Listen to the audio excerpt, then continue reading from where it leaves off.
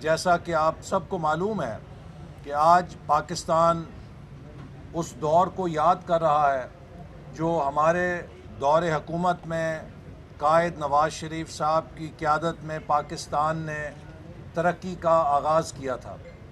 وہ پاکستان جسے 3% ترقی سے 5.8% ترقی پہ پہنچایا گیا، 2 سالوں میں اس کی معیشت کریش ہو چکی ہے۔ 2 سالوں میں مہنگائی 72 سال کے ریکارڈ توڑ چکی ہے۔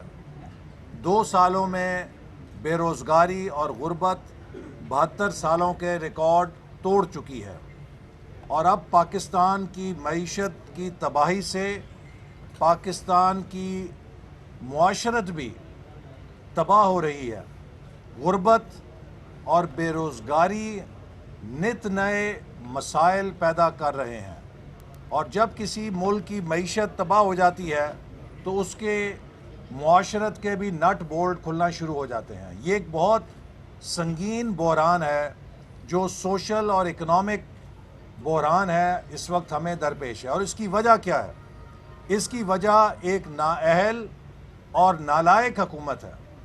ایک ایسا اناڑی ہمارے اوپر مسلط کیا گیا جس نے زندگی میں کبھی یونین کاؤنسل بھی نہیں چلائی تھی، اور جب آپ ایک اناڑی ڈرائیور گاڑی پہ بٹھاتے ہیں تو وہ گاڑی کا ایکسیڈنٹ کرتا ہے۔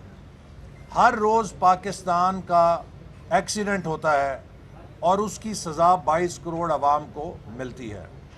اس حکومت نے پاکستان کو آئین کے راستے سے ہٹا کے اب جبر کے راستے پہ ڈال دیا ہے۔ وزٹ کرو عوامی آواز میڈیا گروپ کی ویب سائٹ awamiawaz.pk